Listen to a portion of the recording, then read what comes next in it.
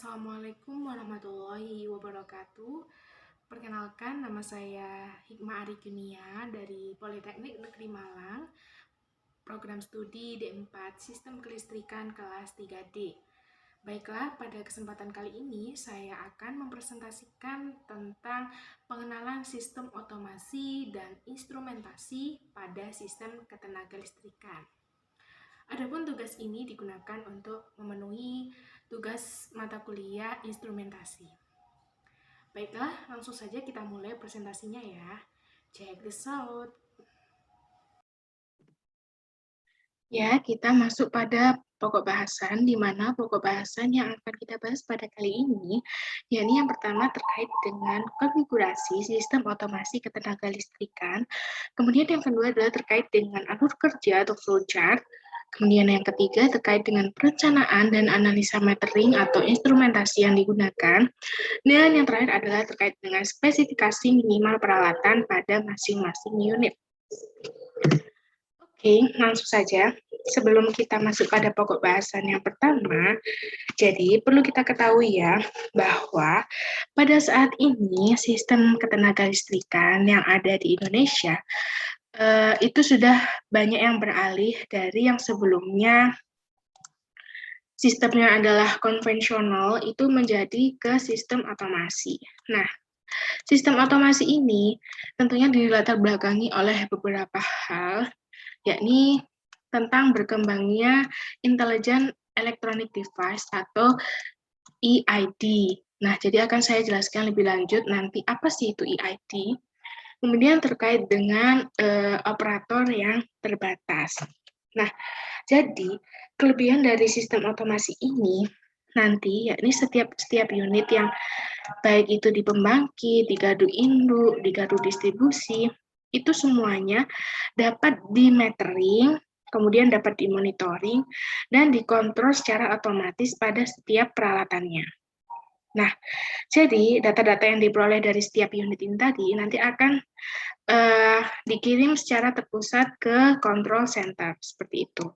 Jadi nanti control center ini merupakan tempat di mana data-data dari setiap unit itu terkumpul jadi satu.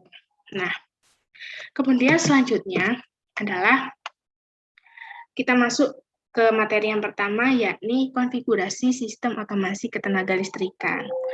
Nah, jadi kita bisa tahu ya bahwa konfigurasi ini tuh bisa terbagi menjadi beberapa level. Jadi yang pertama, sebelum by control itu ada yang namanya proses level. Nah, kemudian setelah proses level ini ke by controller level. Kemudian dari by controller level itu ada yang namanya operator workstation level. Dan yang terakhir adalah dispatching center atau biasa kita sebut control center. Nah, konfigurasi ini kemudian dapat kita terjemahkan dalam bentuk flowchart atau alur kerja yang lebih simple untuk kita pahami. Nah, jadi pada gambar terdapat flowchart berupa alur ya, alur kerja dari proses level sampai ke control center. Yang pertama kita masuk ke proses level. Di proses level ini ada yang namanya switch breaker, ya, merging gitu. Ini apa sih? Jadi sebenarnya proses level ini merupakan tempat di mana peralatan-peralatan pada setiap unit ya. Jadi peralatan-peralatan itu bisa berupa switch atau breaker, misalnya circuit breaker seperti itu. Nah, kemudian merging unit ini apa ya?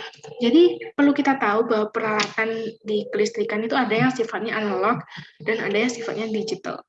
Kalau misalnya dia digital, berarti otomatis dia sudah bisa menghasilkan sinyal digital sehingga dia tidak perlu dikonversi lagi, bisa langsung datanya dikirim ke Ethernet switch ini.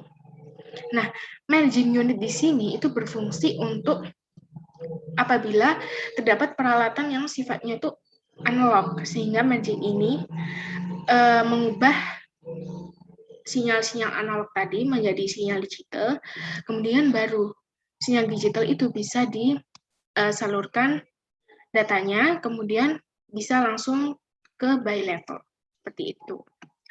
Kemudian untuk by level sendiri itu ada yang namanya protection and control EID. Jadi nanti kita akan mengenal EID seberapa jauh ya, itu apa sih gitu ya.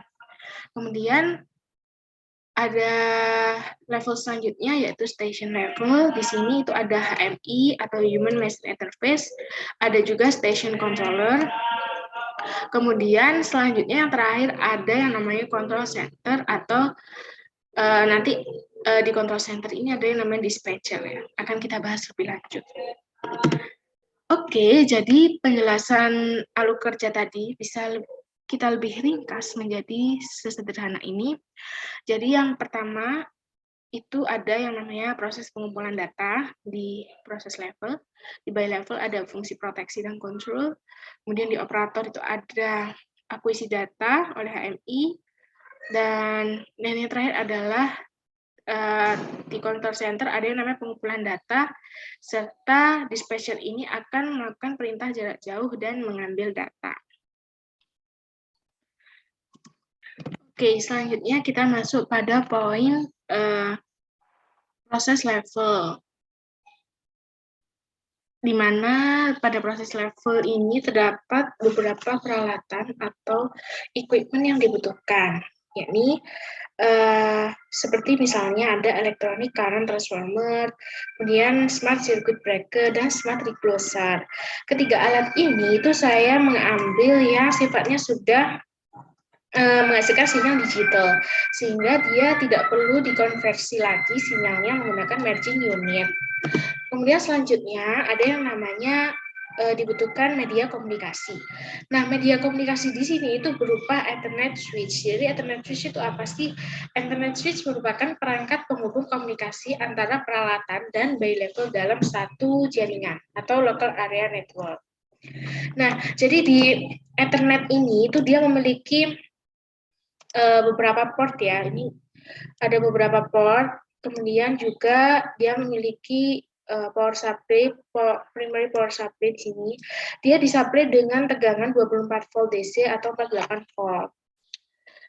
Kemudian selanjutnya kita masuk pada poin by controller level ya, di mana pada by controller level ini terdapat beberapa peralatan yakni berupa EID atau Intelligent Electronic Device. Nah, sebenarnya kita perlu tahu ya, apa sih itu bay? Bay itu bisa kita katakan sebagai bus ya, atau tempat di mana terpasangnya peralatan itu.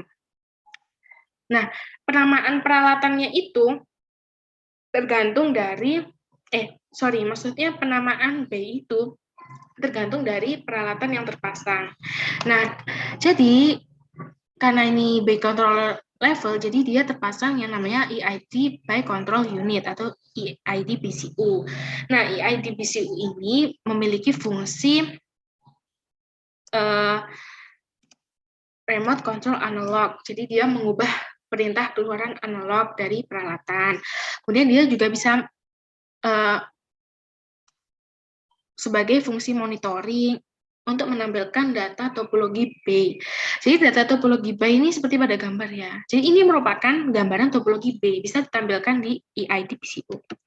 Kemudian juga bisa menampilkan data pengukuran. Dan bisa melakukan pengumpulan data SOE. SOE itu apa sih? Sequence of Event. Jadi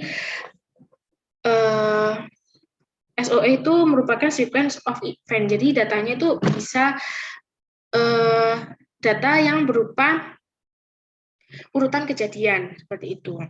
Kemudian di by controller level ini juga ada EID relay proteksi. Jadi EID relay proteksi ini berfungsi untuk fungsi proteksi bagi peralatan.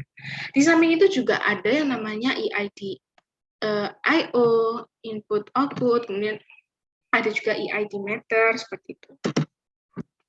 Ini selanjutnya kita masuk pada bagian operator workstation level. Nah, jadi di operator workstation level ini juga memiliki perangkat keras, diantaranya ada yang namanya HMI server dan HMI client. Nah, beda keduanya ini apa? Jadi HMI server ini sebenarnya merupakan suatu perangkat di mana di HMI server ini dia bisa diinstal software HMI, sehingga pada aplikasinya kita tidak perlu mengaplikasikan software HMI di monitor. Jadi ini nanti misalnya dia di HMI server ini sudah diinstal HMI software ya. Kemudian dia ini HMI server akan disambungkan ke HMI client sehingga HMI client akan dapat menampilkan data-data dari peralatan, yakni menggunakan software yang sudah diinstal di HMI server. Nah, kemudian printer. Printer ini berfungsi untuk mencetak data setiap event, dan gateway itu berfungsi untuk interface protokol komunikasi ke control center. Nah, jadi nanti gateway ini dia memiliki beberapa protokol-protokol standar yang harus ada gitu ya. Nanti akan saya jelaskan selanjutnya. Nah, berikut merupakan beberapa aplikasi software HMI yang digunakan di beberapa unit ya. Ini kita ambil contoh si Kampas UI dan Simatic WinCC. Jadi kedua aplikasi ini biasanya diterapkan di gardu induk atau kita bisa kenal dengan SOGI ya. SOGI itu merupakan sistem otomasi gardu induk seperti itu. Kemudian selanjutnya kita masuk pada control center. Nah, berikut merupakan tampilan control center atau yang biasa kita sebut juga dispatching control center gitu ya. Nah, jadi di control center ini kita ambil contoh di DCC atau Distribution Control Center di Kalimantan Selatan dan Kalimantan Tengah. Nah, distribution control center yang seperti ini itu dapat kita gambarkan konfigurasinya semacam ini. Jadi dia di control center ini banyak sekali ya komponen-komponennya. Ada yang namanya dispatcher. Dispatcher ini orangnya ini ya, ini bukan dispatcher. Kemudian ada yang namanya server SCADA, ada GPS, ada projection multimedia. Projection multimedia itu yang ini untuk menampilkan berbagai macam ya topologi, pengukuran seperti itu. Kemudian ada juga switch, print laser, ada juga gateway atau router gitu. Kita bisa gambarkan seperti ini. Jadi sebenarnya si control center ini merupakan bagian dari SCADA atau supervisory control acquisition data. Nah, jadi SCADA ini terdiri beberapa bagian ya. Jadi control center ini merupakan salah satu bagian dari SCADA. Nah, SCADA sendiri itu merupakan suatu sistem yang dapat memonitor dan mengontrol suatu peralatan atau sistem dari jarak jauh. Jadi ini letaknya control center ini tidak dekat di peralatan ya, namun dia jauh. Jadi bisa mengontrol dari peralatan-peralatan dari jarak jauh. Nah, si dispatcher ini itu berfungsi untuk melakukan perintah atau remote control terhadap peralatan-peralatan. Kemudian si dispatcher ini juga dapat melakukan proses pengambilan data. Nah, jadi seperti yang saya jelaskan sebelumnya, jadi SCADA atau Supervisory Control and Acquisition Data itu merupakan sistem yang memungkinkan melakukan pemantauan dan pengontrolan peralatan atau sistem dari jarak jauh secara real time. Nah, SCADA sendiri itu terdiri dari master station atau tadi control center itu, kemudian ada media komunikasi. Media komunikasinya itu tadi bisa berupa media kabel, fiber optik, frekuensi radio, dan media komunikasi lainnya. Kemudian ada juga yang namanya RTU atau Remote Terminal Unit. Jadi RTU atau Remote Terminal Unit itu dapat melakukan beberapa fungsi seperti fungsi telesignal. Telesignal ini jadi dia dapat mengetahui status ya, status bukan status apa ya, status diakui atau enggak gitu ya. Kayak statusnya apa nih gitu, pacaran atau ya enggak lah ya. Jadi status ini sebenarnya status peralatan gitu. Jadi misalnya dia lagi open atau statusnya lagi close gitu. Kemudian kalau telemetering itu Kalau telemetri itu dia fungsinya untuk mengetahui besaran listrik. Jadi besaran listrik itu bisa berupa tegangan, bisa berupa arus, bisa frekuensi juga, bisa faktor daya juga, tergantung lah ya. Kemudian kalau remote control ya dia berfungsi untuk meneruskan perintah dari pusat pengatur beban ya ke control center gitu. Pada materi terkait dengan standar protokol komunikasi data sistem otomasi ketenagalistrikan. Nah, jadi apa sih gunanya standar protokol komunikasi data ini? Jadi dengan adanya standar protokol komunikasi ini, maka komunikasi data yang terjadi dari proses level hingga control center itu dapat berjalan dengan baik dan pastinya aman ya. Nah, kemudian kita bisa sederhanakan sebagai berikut, di mana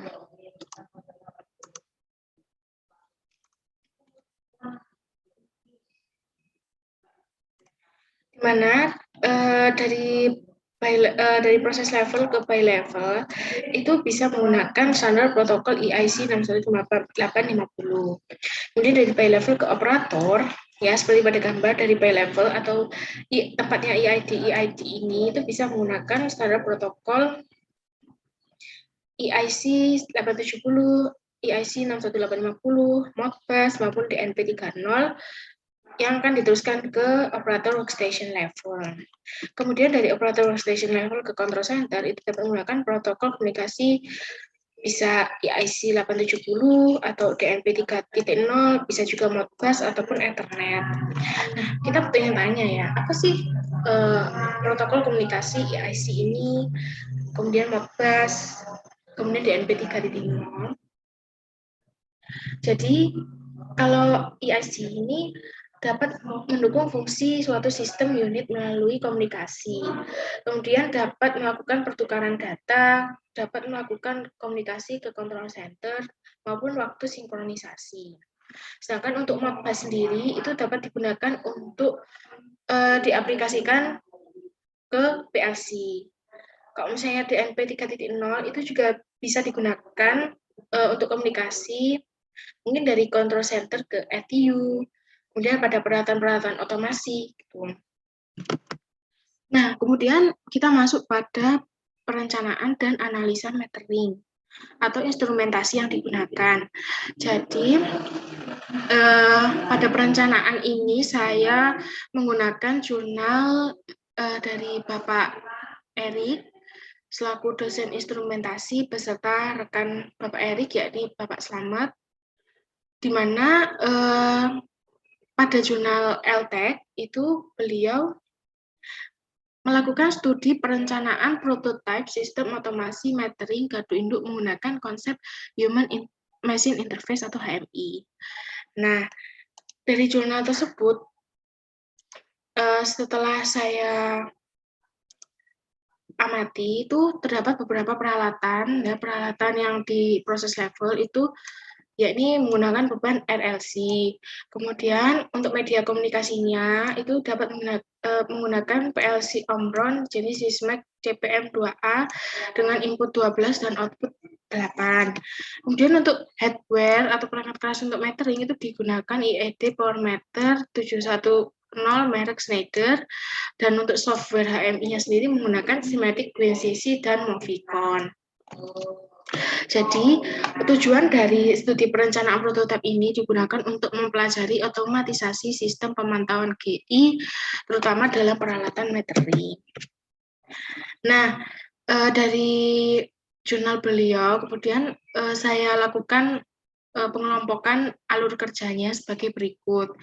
Di mana yang pertama kita dapat melihat bahwa di proses level itu dilakukan pengumpulan data atau pengukuran dari beban RLC. Kemudian di by level itu dilakukan fungsi kontrol atau switching on-off oleh PLC. Kemudian fungsi monitoring juga dilakukan pada by level ini untuk menampilkan hasil pengukuran dari pound meter. Kemudian di operator workstation level itu berarti adanya akuisisi data dan pemrosesan data oleh aplikasi Simetic WCC dan Moficon. Perlu diketahui bahwa aplikasi Simetic WCC ini untuk monitoring switching, sedangkan untuk Moficon sendiri untuk monitoring metering ya. Kemudian di dispensing center itu dilakukan pengumpulan data terpusat dan pengambilan data itu dilakukan melalui PC atau laptop.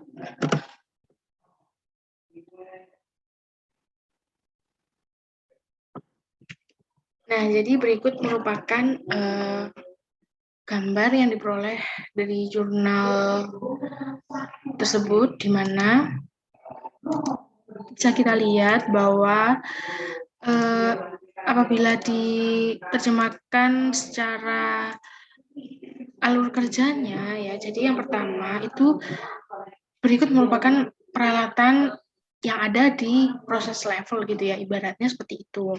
Kemudian dari proses level ini dia akan mengirimkan data berupa data hasil pengukurannya yang akan ditampilkan ke Power Meter. Nah, kemudian selanjutnya dari Power Meter, maka data yang ada di Power Meter itu akan diteruskan ke operator workstation level, di mana dia akan akan dilakukan akuisisi data oleh aplikasi baik itu Simetic WCC maupun aplikasi Moficon, di mana dalam proses pengiriman data tadi itu dilakukan melalui PLC seperti itu.